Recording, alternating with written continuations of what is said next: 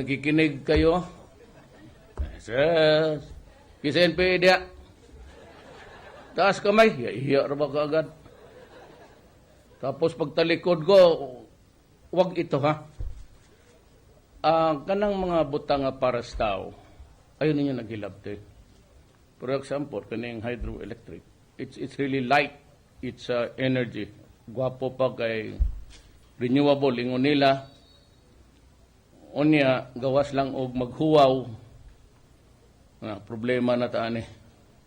Kamo na lang mo galing sa inyong makina, the turbine. But anyway, I am very happy that a corporation decided to utilize the hydroelectric power. It's water, renewable, at wala kayo'y samok ang mga NGOs, pati itong mga taga-Europe sa climate change. Alam mo, isang bagay na gusto talaga natin is to utilize the sun, which is endless actually, at saka yung water, but it would also be dependent on the climate, itong hydroelectric. Sometimes it dries up, and I really do not know how to fix it. But it is there, saka yung wind power. Ang wind power, walang hangin, no? Nasa ulo ng, nasa mga taga-Maynila. No, alam mo na kung anong, they could talk and talk and talk because ang lahat ng hangin ng Pilipinas pumasok na sa mga ulo ng mga ulang. Well, anyway, I'd like to congratulate the corporation, Pure Meridian, for venturing into this business.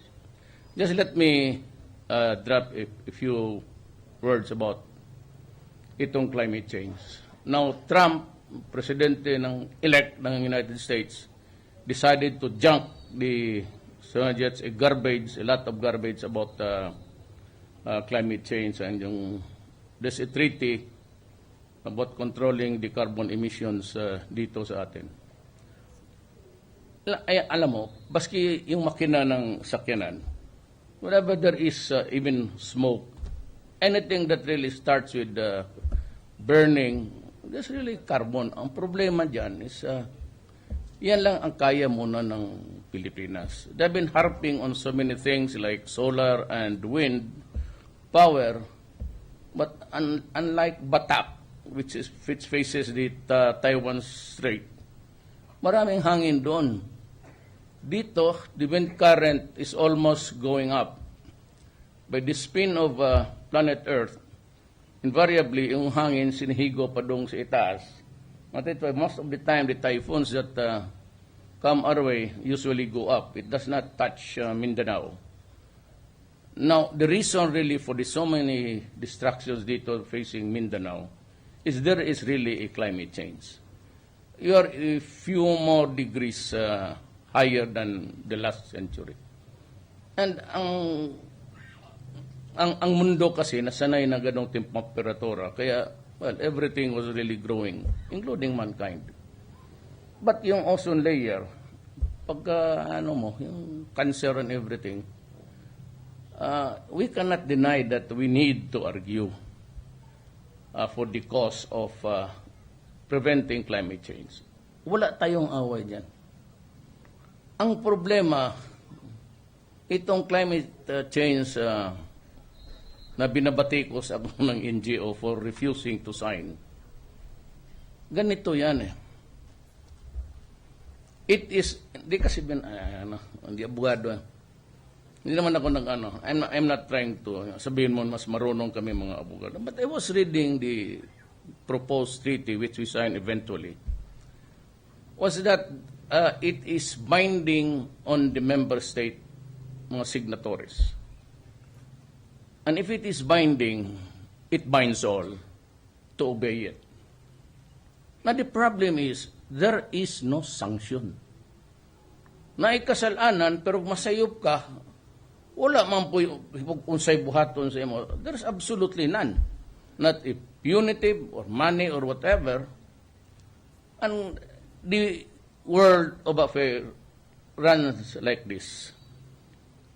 kung tayo, because we are trying to invite everybody, including China, which will be coming in very fast in the days to come, maybe next year, magdagdag tayo.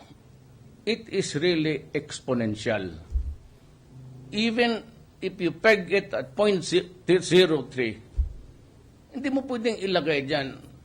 Then, ang problema is to pass in that treaty that there's a committee, somebody who would allow and disallow you. Or maybe call your attention and pressure you not to do it. Ngayon, kung ang Philippines ang mag-violate, because we need the industries. Alam mo, matagal na ang Pilipino naghirap. Matagal na nga ang tao nag-suffering from corruption. About the only thing that is holding us down is really corruption sa gobyerno. Isa yan. Now, you'd never know what comes up. Sabihin mo na, do not peg me at this level because I need to industrialize. Mabuti kayong mga mayaman countries, for example, China, United States, Russia, and the European countries. Sila ang nagbubugat talagang the most. Kung kanila ganon, ang atin dito lang. Wala man tayong mga factory. Mahirap nga tayo because we have not been able to take off.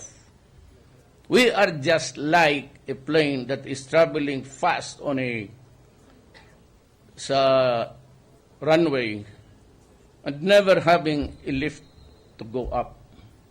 I really do not know, but every other country in this world has progressed, even dito sa Southeast Asia, tayo na ang pinakamahirap. I would believe that it is really yung initiative ng tao. It's a damper because of graft and corruption. Nauubos eh. So there are many things which I veto dito sa itong sabi ko. Huwag ninyong gawin yan because I will not accept that. I will just throw it out. Yung mga sabi ko na tama na, do not, I mean, at least give me,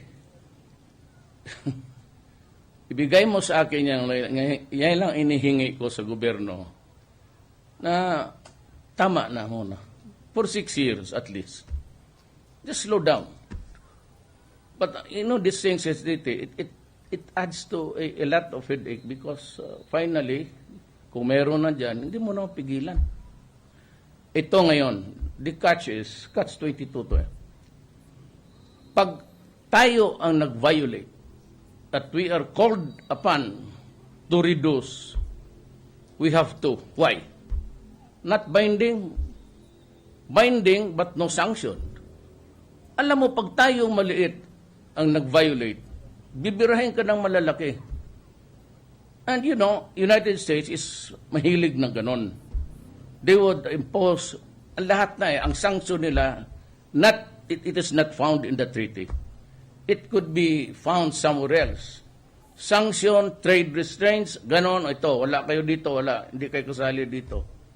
Do not go there because you stop business.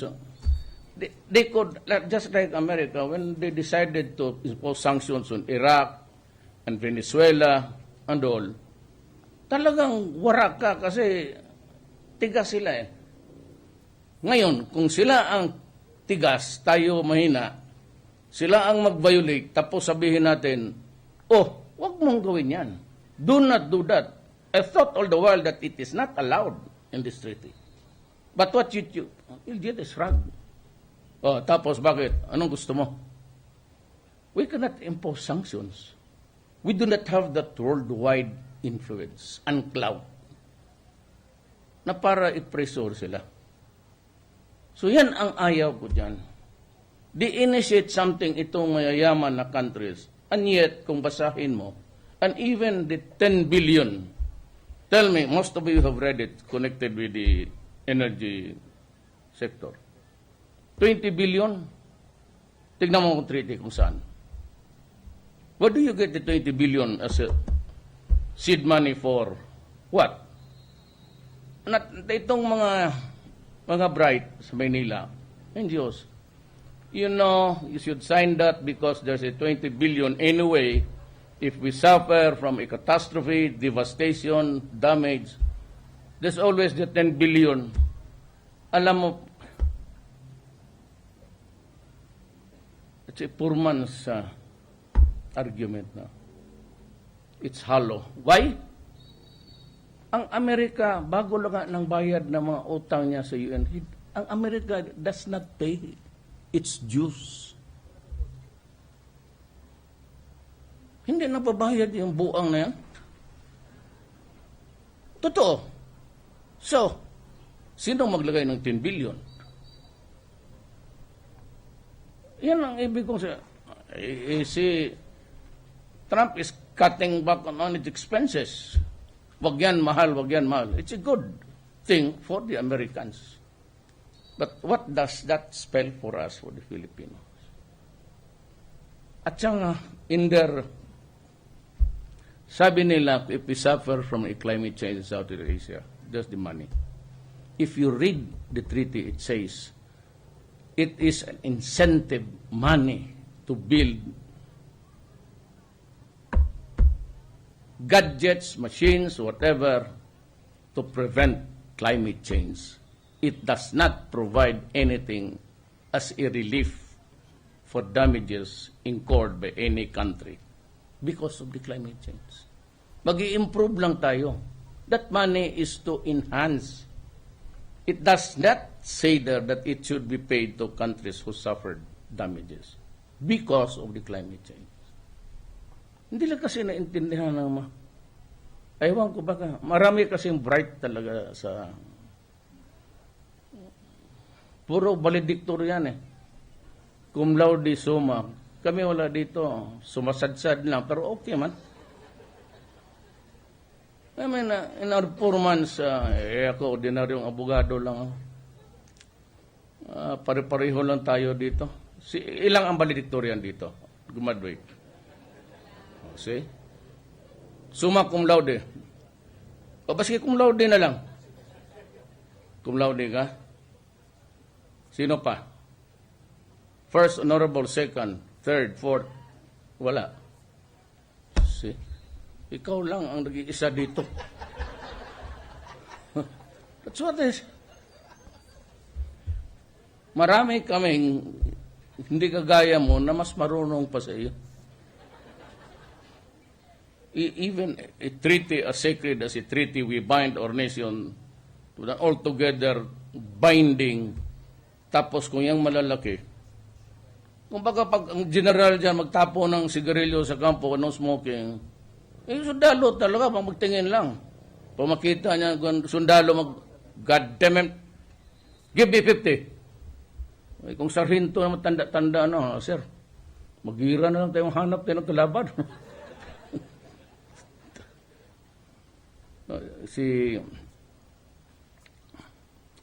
si General Santiago used to be the Philippine Drug Enforcement. Si Admiral Lista used to be with the Navy. Wala na siyang barko. Meron siyang yate, pero karga puro babae, hindi bala. Totoo man. Anyway, yan ang ko. But maligaya lang ako na meron dito. At least may umabot rin ang ilaw sa the light of civilization as reach you. Hindi man ako. I was not your mayor, but whenever I go places in Mindanao, I always travel here. Pero ang ko lang is, I hope that alam mo yung Davao Bukidnon Road, I don't know whose fault it is. I'm not trying to attribute it to anybody. I would say that government is to blame. Pero katagalan yan, ilang administrasyon na hindi natatapos yung putang inang repair dyan. 2 kilometro, 3, tapos mag-repair na naman, tapos lubak. And to think that it is a road nandito on an elevated, they would have perhaps maybe understood all of the things there. Kung mababa, mabaha. Pero dito, mahirap mag-travel dyan sa Minsan, tapos 5 kilometers. 10 kilometers, 1 lane. Palit-palit kayo. So that 10 kilometers, hintay ka. Kung may diarrhea ka, diyan ka sa purot-purot ka. Kasi, half an hour, ganun papalit-palit yan. Ay, ewan ko kung mayroon pa dyan. Kaya kung wala, tawagin ko lang engineering brigade, pag-grader ko na lang hanggang, huwag na lang daanan yan. Buti pa mag-ikot na lang kayo ng Davao. Total downhill man papuntang syudad. Tapos sakay kayo ng truck, mas kayo. Pero yung, well anyway, wala naman sigurong problema dito. Valencia is maliit lang ito noon. Used to be a barangay, barrio. But because of may pag-open ng highway, ayun. So it's really an improvement on everything. It's highway, gagamitin ng tao, mobility, and then itong energy. Kung meron yan, you can expect, as long as we will have peace in the land. Ang style kasi ng NPA, pag hindi ka magbigay, sunugin. Ay, makinig kayo, ha? Huwag ninyong pakialaman yung sa tao. Energy, communications, everything. Lay off. You are better just, they are asking for the release of about, kung nakikinig kayo ngayon, they're asking for, you are asking or demanding the release of 120 political prisoners. I denied it, I declined to do it because I have given so much too soon. Sabi ko sa kanila, produce to me a document which says that you have agreed to an indefinite ceasefire. Do not put a term there. Huwag kang magbigay ng timeline. Because this will be a long, unwinding road sa negotiation. Yung dyan lang, ano lang yan, preliminary. But the real McCoy is when I start to talk to them face to face. And I don't know what, but it is always the interest of the government that should prevail. Kaibigan ko sila, I talk to them. That's why I used to travel widely sa Mindanao.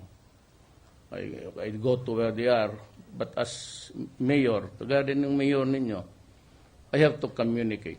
Hindi magpapag-ariglo. But communicate, just we can have an open channel to talk. You know, I've always been true to my oath of office. And I said the real thing would come when we start on the final round. Pero ako, I'm willing, because the cabinet, 4 siguro ang nandyan. We only have 10 minutes more for clear skies, for imposer.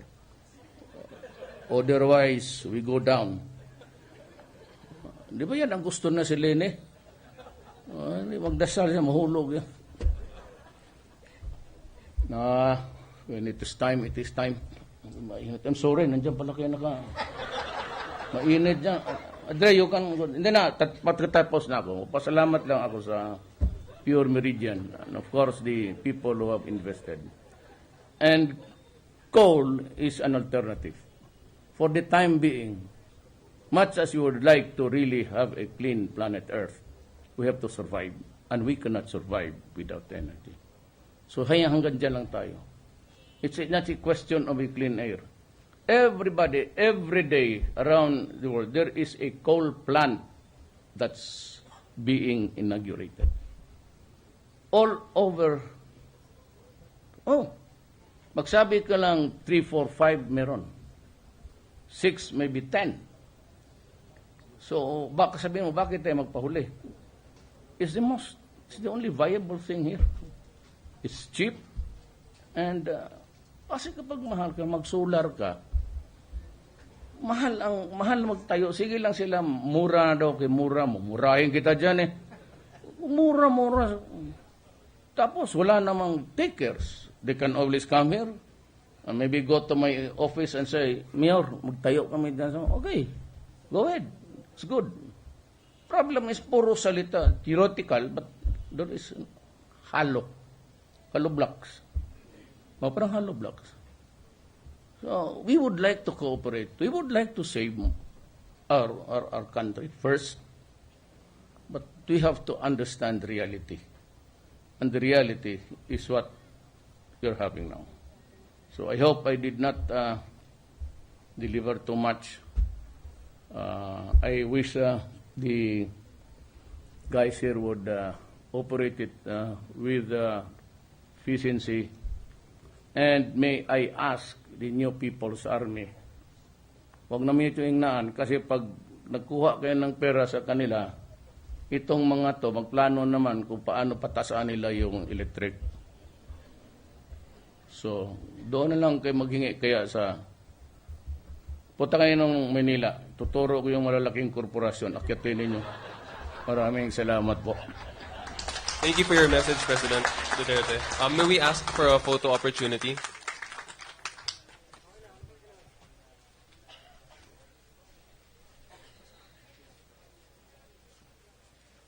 For the first batch.